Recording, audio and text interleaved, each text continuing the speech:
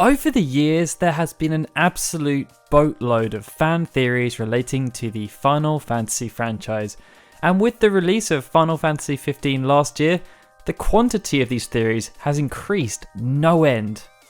However, the ones that have picked up the most steam online are undoubtedly from the series' so-called Golden Era, which spans from Final Fantasy VI through to Final Fantasy X. Often, Square Enix has chosen to sit on the sidelines and let fans go to town with their theories, but occasionally they do choose to pipe up and comment on things. Hajime Tabata, for example, just gave a definitive answer about the state of the main protagonists at the end of Final Fantasy XV while taking part in a fan Q&A session at Gamescom.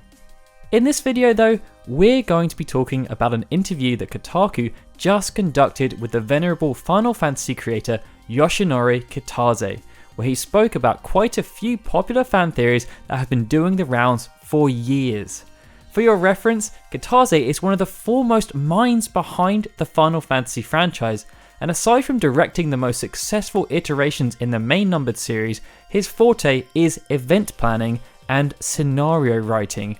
Specifically, he worked on the scenarios for Final Fantasy V, VI, VII, VIII, and X, so you'd like to think he knows a thing or two about those particular pieces of work. Anyway, to kick things off, the interview started with Final Fantasy VI, specifically whether Gogo is actually Cetra Gabbiani's long-lost love, Daryl. For context here, as the game progresses, Cetra tells the sad story of how he unfortunately lost the love of his life, Daryl, during an airship race. She crash lands into a distant place which many have theorized was Triangle Island, and her body was never found, thus her death was never confirmed.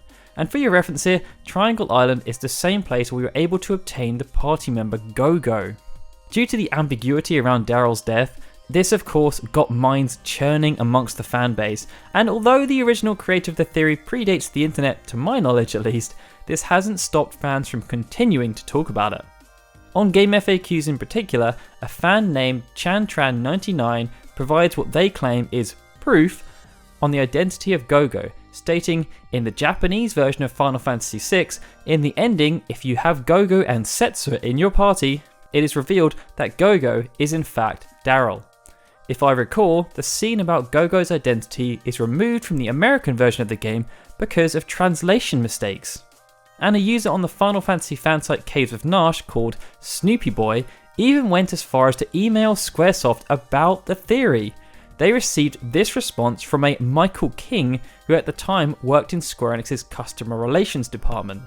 He said, "Your comments and questions on the character Gogo from Final Fantasy VI were quite unique.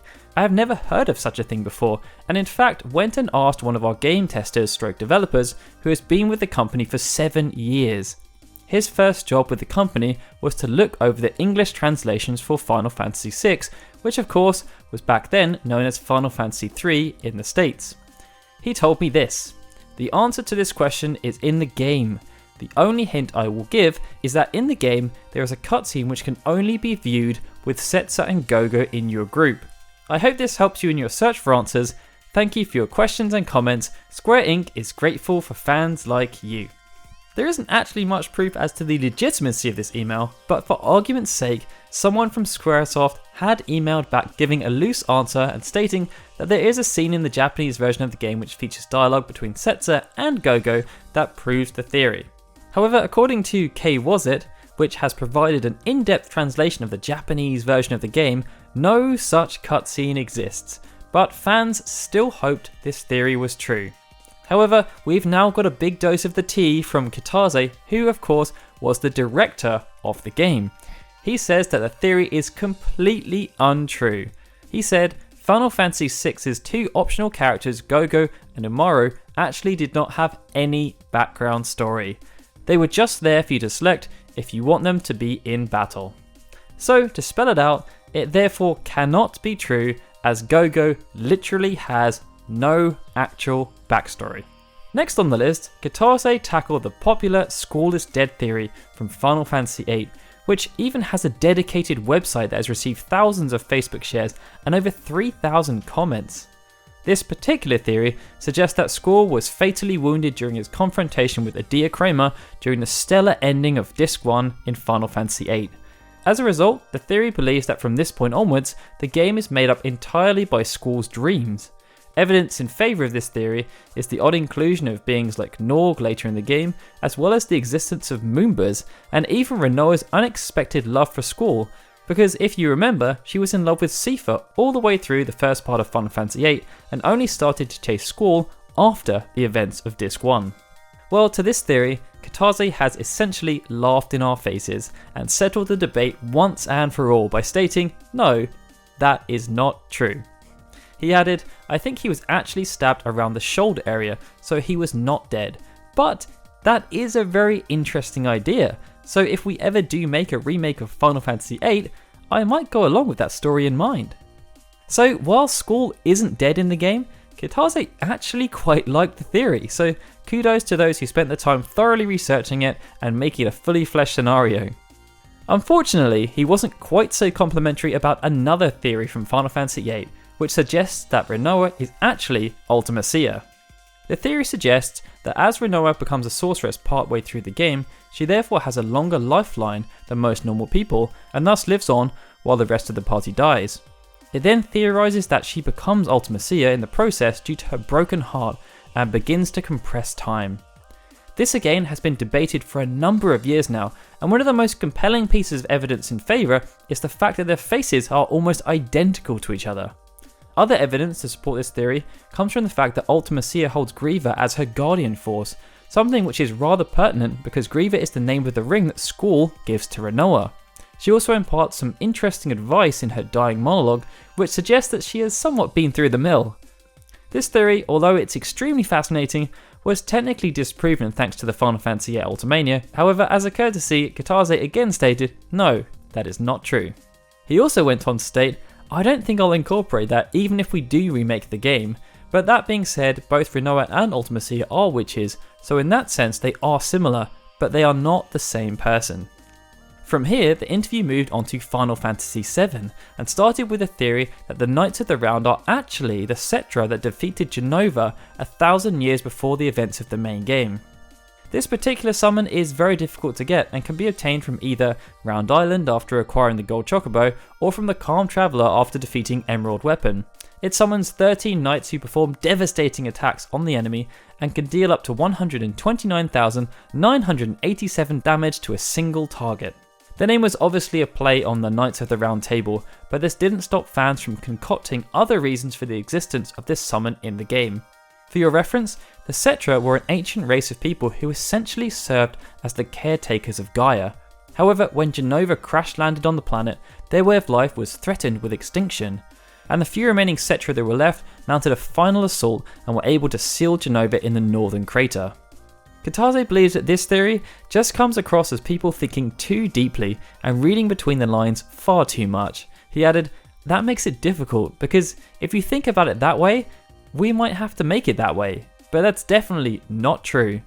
To further confirm why it's not possible, Kitase added that summons in Final Fantasy VII don't have any backstory attached to them, something he knows because Nomura created them all under his guidance. And last on the list, we have the rather interesting theory that they were planning to make it so that you could bring Aeris back to life, but it was cut from the game. This rumour was so pronounced back in the day that I actually remember personally hearing about it when playing the game originally. And let me tell you, the internet was definitely not as rife with activity back then as it is today. This particular rumour was so rampant because people were desperate in their want to believe that Aeris wasn't permanently dead. In-game, when it came to disc swapping, she also appeared in artwork alongside the Highwind, which isn't actually acquired until after she dies.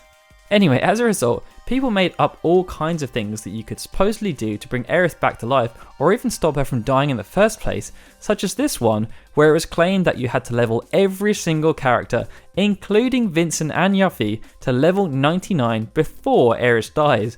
By doing so, Cloud would stop Sephiroth from killing her in the Forgotten City. You can tell how old this is from the fact it's hosted on Tripod, but someone set up an entire website dedicated to disproving all the ridiculous claims relating to either bringing Aerith back or avoiding her death entirely. There are 11 listed here, and I'm going to put a link in the description so you can go and read them all, because some of them are pretty hilarious. And as a side note here, someone did actually patch the PC version of Final Fantasy VII so that you can continue to use Aerith after she's dead, but that's definitely not canon, and it certainly doesn't activate some cut content from the main game. Anyway, on this particular rumour, Kitase said, "We did hear that there were talks amongst fans that if you use a bug in the game you can revive Aerith and she will be there with you until the end of the game. It might be good in a fantastical story that you can revive the characters, but with Final Fantasy VII, we really wanted to take another look at human life and make people realise that they don't come back."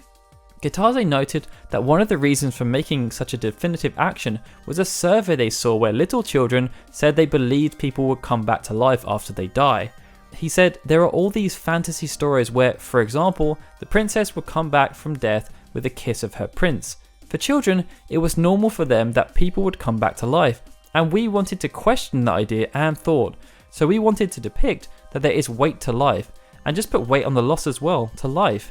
And that's where we all started with Final Fantasy VII. That was our core concept. So there you have it. Aerith definitely was not planned to come back to life after her untimely death at the hands of Sephiroth. Interestingly enough, in the same interview, there was one theory that Kitase was much more coy about, but it's one that we already had some kind of official confirmation on anyway. That is the fact that the worlds of Final Fantasy X and Final Fantasy VII are connected. For years, fans believed that the naming of Shinra in Final Fantasy X Part 2 was not a mere coincidence, especially as he was a scientist who at the end of the game started experimenting with harnessing the life force of the planet through the far plane. This was spoken about in both the Final Fantasy VII Ultimecia Omega and the Final Fantasy X Part 2 Ultimecia. In the Final Fantasy VII Ultimecia Omega, it notes that the character of Shinra has an association with the Shinra Company due to his name and the fact that he is researching a method of utilising the energy of the life force that flows throughout the planet. They said that although the result of his research cannot be seen in Final Fantasy X Part 2, maybe one day his descendants will establish a company that supplies the energy of the planet. In the Final Fantasy X Part 2 Ultimecia, Kazushige Najima, the scenario writer for both Final Fantasy VII and Final Fantasy X Part 2, stated that while Shinra's research wasn't successful in his lifetime, future generations would be able to travel to a distant planet where they founded the Shinra Company about 1,000 years after the events of Final Fantasy X Part 2. On this, Kitase said, "I won't completely come out and say that it's the same world. However, Shinra in Final Fantasy X Part 2 was created by Najima, the scenario writer, and when he thought him up, he thought it might be good if people would imagine that after a few years after the story of Final Fantasy X Part 2, that Shinra would grow up and start the Shinra Company. So that is something he did hint in there. That being said, I'm not going to say that it's the same." So there you have it. Kitase managed to shoot down 5 popular Final Fantasy fan theories in one single interview. How does that make you guys feel? Did you believe any of the theories that he vetoed? And what do you think are some of the best theories that are still yet to be commented on by anyone from Square Enix? Let us know in the comments below. And as always, if you enjoyed watching this video, please hit that like button and subscribe to our channel.